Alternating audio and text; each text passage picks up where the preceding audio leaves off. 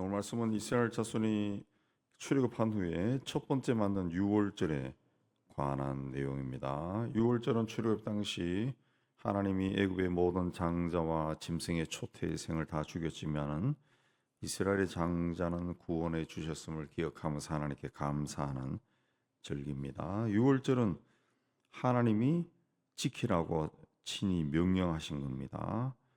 그래서 정한 길에 지키게 하라 2절에 그러죠. 그래서 이스라엘 애굽에서 나온 다음에 첫째 달 3절에는 이달 14째 날 해질 때에 정리했습니다. 해질 때에 모든 율례와 규례대로 지켜라. 이때 먹는 음식은 11절에 보면 어린 양과 무교병과 쓴 나물이다 그랬습니다. 그 6월절에는 이제 어린 양의 피를 문설주에 이스라엘 백성들 칠했을 때 여호와의 사자가 그걸 넘어갔다 해서 6월이다. 6월절이다. 그 요새 최근에 이제 번역돼 나오는 성이 다시 성서공에서 번역됐는데 그게 바른 성경인가? 그래요. 거기는 이제 6월절을 넘는 절기 그렇게 돼 있더라. 넘는 절기. 번역을 그렇게 해놨더라고요. 6월절이 넘어가는 절기입니다. 양의 피를 칠한 곳을 넘어갔다. 어린 양의 피를. 그래서 6월절에는 어린 양이 희생이 되는 거죠. 그래서 세례요한이 예수님을 보면서 보라 세상 죄를 지고 하는 하나님의 어린 양이다 그랬습니다. 그래서 6월절에 어린 양을 잡아서 문설주에 칠하면은 하나님의 사자가 넘어갔다라고 하는 것은 훗날 예수께서 십자가에서 피를 흘려 우리를 구원하신 것을 상징하는 겁니다. 12절에 보면 뼈를 하나도 꺾지 말라. 이건 이제 예수께서 십자가에서 죽었을 때 그 뼈를 꺾지 않았는 것을 이야기하죠.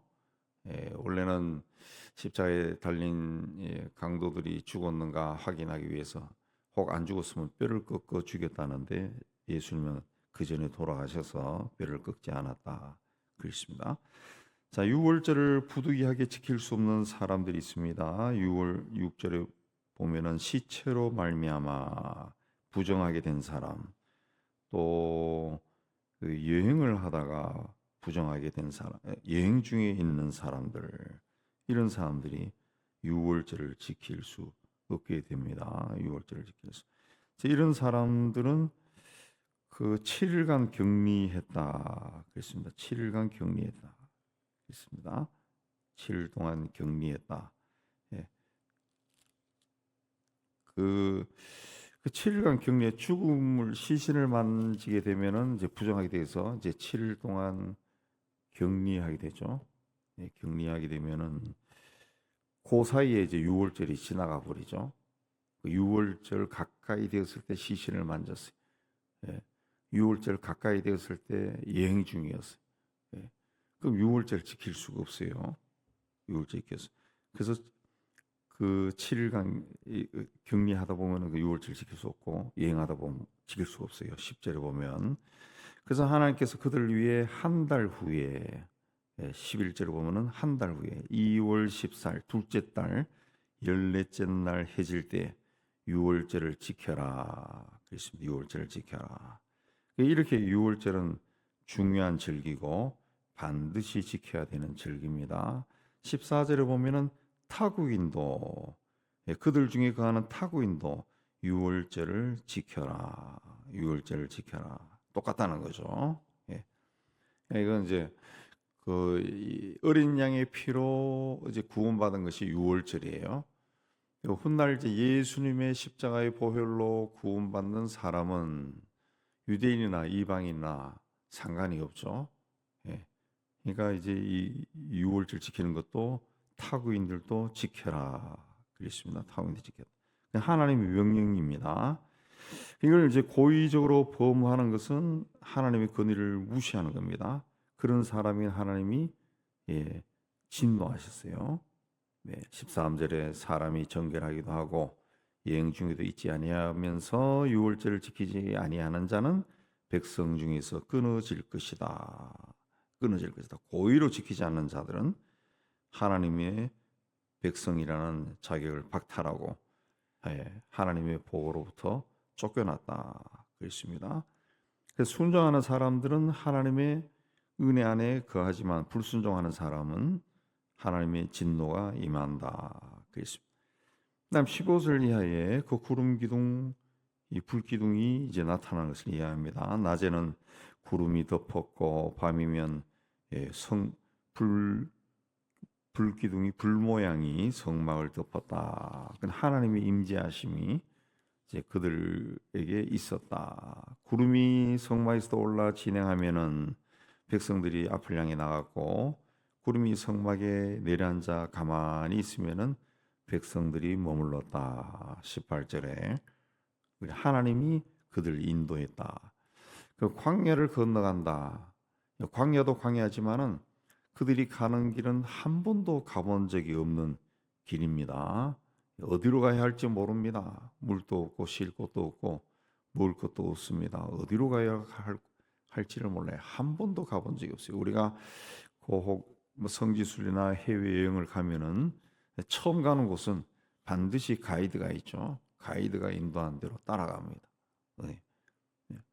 나중에 갔다 와서 어디 갔다 왔는지 몰라가지고 지도를 찾아보기도 하지만 어쨌든 따라갑니다. 따라가면은 편해요. 마찬가지로 하나님이 인도하시면은 아무리 광야라 할지라도 편하다고 해요. 믿음이 생기죠. 믿음이.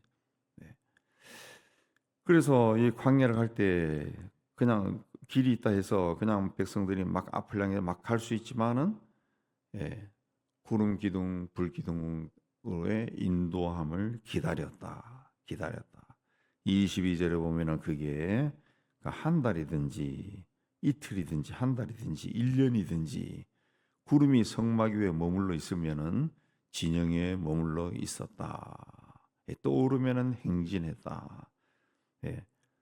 20절에 보면은 혹시 구름이 장막에 머무는 날이 적을 때는 하룻밤을 머문다 할지라도 구름이 떠오르면은 백성들은 움직였다. 아무리 쉬고 싶어도 좀 오래 행진해서 피곤해서 좀 더 쉬고 싶은데 구름이 움직이면은 그대로 갔다. 또 움직여. 또 22절에는 또 내려앉아 있으면은 1년 동안 또 그대로 있었다.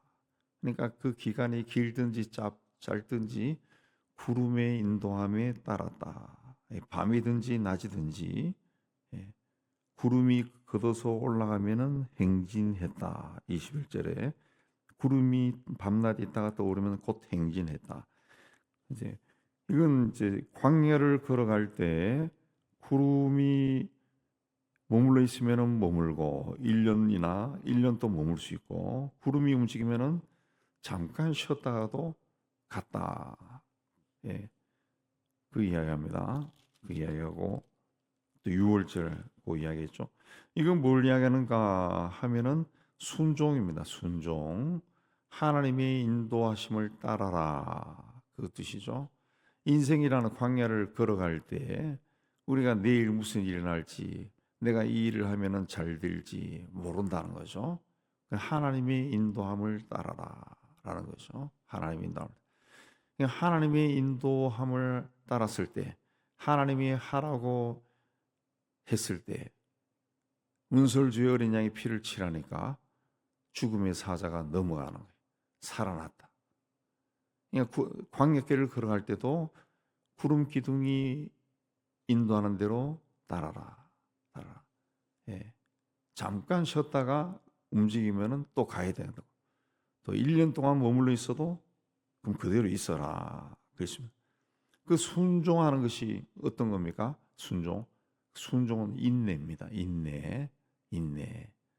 인내죠. 1시간 있다가 움직여도 가야 되고 1년 동안 머물러 있으면 또 1년 동안 있는 거예요. 인내해야지 됩니다. 인내해야 돼.